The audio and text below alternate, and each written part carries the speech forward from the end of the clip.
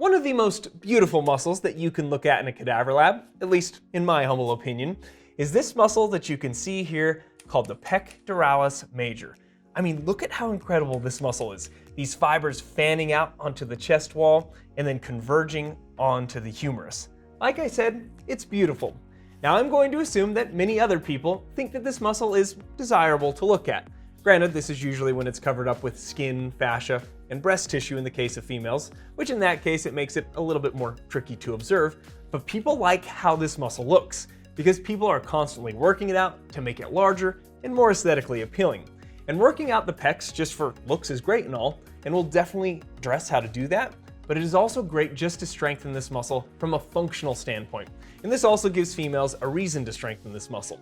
So today, we're going to discuss how this muscle really functions, which will then help us to understand what exercise choices are best for working out this muscle. We'll talk about how it relates to the overlying tissue like the breast tissue and skin, and get into some protocols that you can apply to your exercise routine based upon your hopes, desires, and dreams for your own pectoralis major. I'm Jonathan Benyon with the Institute of Human Anatomy, and it's time to get into this anatomical awesomeness.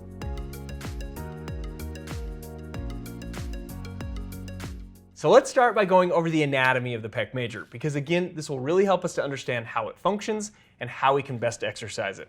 Now, you may have heard of people talking about working out the upper pec, the mid pec, and the lower pec. And again, if we take a look at this beautiful fan-shaped muscle, we can see that we can break it down into three parts or three heads. We have the clavicular head attaching to the medial half of the clavicle, the sternocostal head attaching to the sternum and the 2nd through 6th costal cartilages, and costal just means rib, so the 2nd through 6th rib cartilages, and the third part is the abdominal head. Now, the abdominal head can vary a bit from person to person. It can be larger and smaller in some people, and even be completely absent. So some anatomy books don't even mention it. But on this particular body, you could say that it has a small abdominal head, because the abdominal head are these fibers that attach to the rectus sheath, which is this white connective tissue sheet that you can see here. Then we've removed part of it here, and then kept the majority of it intact down below. And the rectus sheath covers the rectus abdominis, and rectus abdominis is just the fancy pants name for the six-pack muscle. And we've only exposed a few blocks of the six-pack muscle, and then again, kept the rectus sheath intact, covering up the majority of that muscle. Now, if someone doesn't have an abdominal head or it's less prominent, it's not really a big deal. You can still build big, strong pecs. And it still doesn't mean that there wouldn't be a benefit to working out the lower pecs. And I'll explain that a little bit later on. But what is also really cool about the architecture of this fan-shaped muscle is that all three heads will converge to insert onto the humerus, specifically on this lateral lip of this groove called the intertubercular groove that you can see on Jeffrey. Now, one thing that I always try to get my anatomy students to pay attention to is the fiber orientation of a muscle, meaning what direction are the fibers running? And as you can see with the pec major, the fibers are running in this direction. And this is important because when you can see the fiber orientation, you can kind of visualize and get a sense of the movement that the muscle is going to perform when those fibers shorten during the contraction. And this takes us to the functions of the pectoralis major. Now, as a whole, all three heads of the pec major are going to perform a few different movements together. Internal rotation of the shoulder, which looks like this. And again, just imagine those fibers shortening, causing the shoulder to rotate internally. All three heads will also do adduction of the shoulder, as well as horizontal adduction of the shoulder. And as you can clearly see, horizontal adduction is very functionally important to performing one of the most loving movements that a human can produce, and that is hugging, with adding flexion of the elbows with the biceps to complete your hug.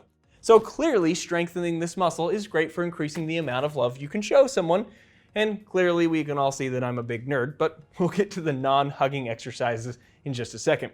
But I do want to mention a function specific to the clavicular head. The clavicular head can also perform flexion of the shoulder, which looks like this. Now, technically, the sternocostal head can assist with extension of the shoulder if the shoulder is already in a flexed position, so doing this. That's not really important to our story because this is certainly not the prime movement produced by the pec, but I mention it because we have some anatomy nerds out there that like to have every little detail. So now that we know how the pectoralis major functions, let's apply this knowledge to choosing the most effective chest exercises, are what you could consider the best bang for buck chest exercises. An effective bang for buck chest exercise would be one that targets all three heads.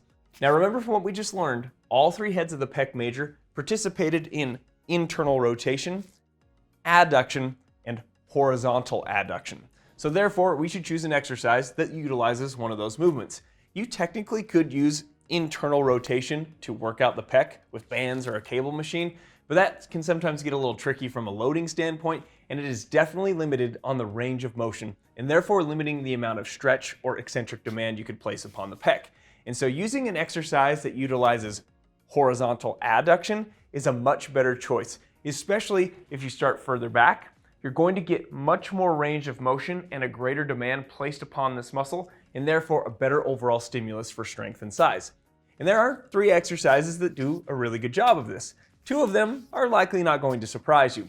And those 2 exercises are the bench press and push-up. And the third I'll mention in just a second. But you might be thinking, Jonathan, horizontal adduction looks nothing like a bench press or a push-up. Well, it actually kind of does.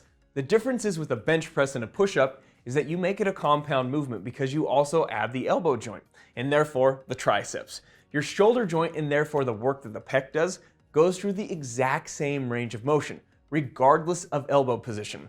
Watch without the elbow involved. Looks like so. And then when I do get the elbow involved, all I do is simply this. And it looks quite a bit like a bench press or a push-up, and my shoulder moves in the exact same way. I just now get the added benefit of working my triceps, and another advantage of this is, especially with the barbell bench press or the dumbbell bench press, you can very easily tap into the principle of progressive overload because it is very easy to add a substantial amount of weight to the bar or add heavier dumbbells as you get stronger. And just a little bit of a tip, especially with the barbell and dumbbell bench press, you want to keep your shoulder blades or your scapulae depressed and retracted. So in other words, it would look something like this. You want to bring your shoulder blades together and downward. And the reason for this is this creates a little bit more of a stable base, and it makes your shoulder a little bit happier and safer with these greater range of motion movements. Now I will come back to some more details on working the upper pec, mid pec, and lower pec with the presses in just a second, but I do want to mention that third exercise. The third exercise, dumbbell flies. And you could technically do cable flies as well, but this exercise is effective for very similar reasons that the bench press and push-up are very effective. You get that greater full range of motion through that horizontal adduction. And you'd want to utilize the same cues with your scapula that we discussed with the bench press, retracted and depressed, to stabilize the shoulder girdle. And you want to do these in a slow, controlled manner because having the weight further out from the body, you want to make sure that you maintain that stable connection with your scapular muscles, making it less likely that you'll tweak your shoulder. Now, you could make an argument that from a range of motion standpoint, the flies are even better than the bench press or push-up because you get a little bit more range of motion at that end point, that nice little contraction at the end. And that's especially true compared to, say, like the barbell bench press because your hands are fixed and kind of just stuck to the bar. But with the dumbbell bench press, you could come a little bit further and get a little bit more adduction similar to the fly, especially if you were to supinate at the end to kind of get the dumbbells out of their way. But again, all 3 of these exercises are great for building pec strength and size. And I do feel like I need to say, this does not mean that there aren't any other effective pec exercises. We again picked these exercises because they fire well into all 3 heads. You get a full range of motion, and they are all fairly simple to execute. But I'm definitely interested in your opinion of other great exercises, so please feel free to put those in the comments. But most people can get away with having great pecs with just using these exercises. But for those who are more concerned with making sure their pecs are as pretty and balanced as possible, you may want to target some specific areas of your pecs like the upper, mid, and lower portions. And in order to do that, we need to start messing with or changing the joint angle, which will allow us to fire into some of the heads or fibers of the pecs a little bit more thoroughly. So do a little experiment with me here. Let's do this bench press type motion here and hold this pec and keep it contracted. And while you're contracting this pec, feel in there, dig your hand in there, and then while your hand's in there, change the joint angle. Move up, move down, and you should notice that the tension throughout the muscle changes based upon the joint angle. And the reason for that is we're essentially changing the demands on different fibers throughout the pec muscle. Some are going to be more lengthened, some of the fibers are going to be more shortened. And earlier I mentioned the fiber orientation, but I was pretty basic with it. I essentially said earlier on that the fibers are pretty much all going over in this direction to attach to the humerus. But if we look a bit more closely and analyze the fiber orientation in more detail, we can see the lower fibers from, say, like the abdominal head and the lower fibers of the sternocostal head are moving in this direction, where more of the central fibers of that sternocostal head, those are more of the true kind of horizontally oriented fibers. And then if we come up to the clavicular head, you can see those fibers are angled more downward. And so if we go into certain joint angles, like say in this position, like we would be on a decline bench press, this is going to fire more into those lower fibers like the abdominal head and the lower fibers of that sternocostal head.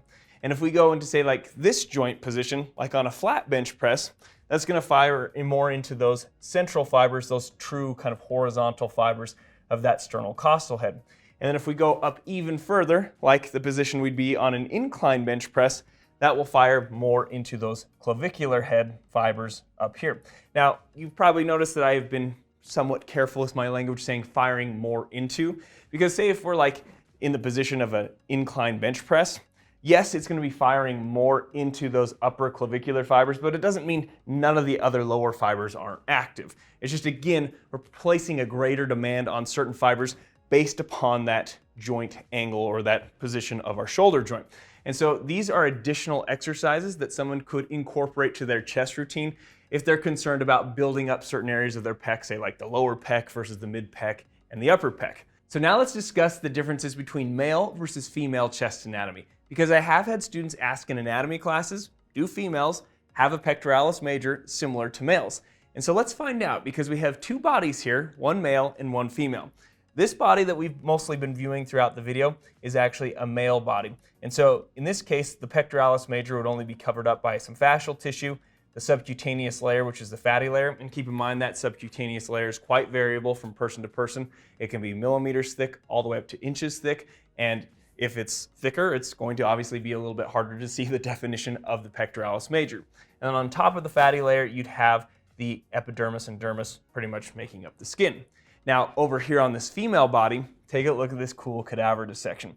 We've removed all those superficial tissues, and you can definitely see females have a pectoralis major just like males. The difference in this case is we're going to have that fascial tissue and then the hypodermis or subcutaneous layer, which is that fatty layer, and you can kind of get a sense of how thick that is on this particular body because it's in a bit different stage of dissection.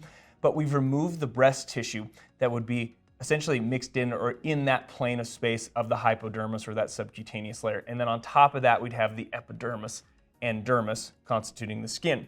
And so, yes, females have a pectoralis major, and it is more difficult to visualize that muscle for the average female, but that doesn't mean females wouldn't have a benefit from working this out, especially from a strength perspective, because doing bench press, flies, all the exercises we've talked about will strengthen that muscle in females. Granted, again, it's just going to be deep to that breast tissue.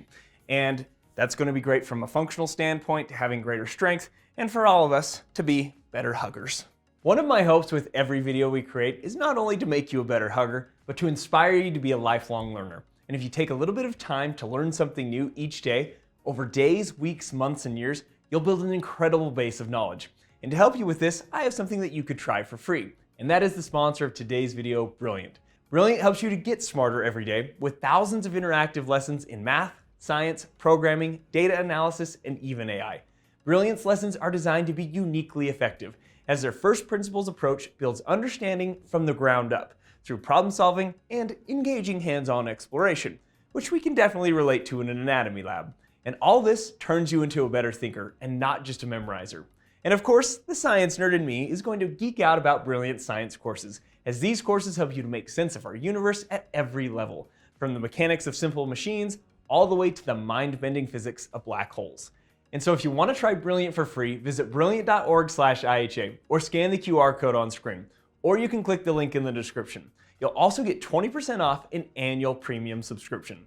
Thanks so much for watching and supporting our channel. Let us know what you thought of today's video and if you have any topics you'd like us to cover, and we'll see you in the next video.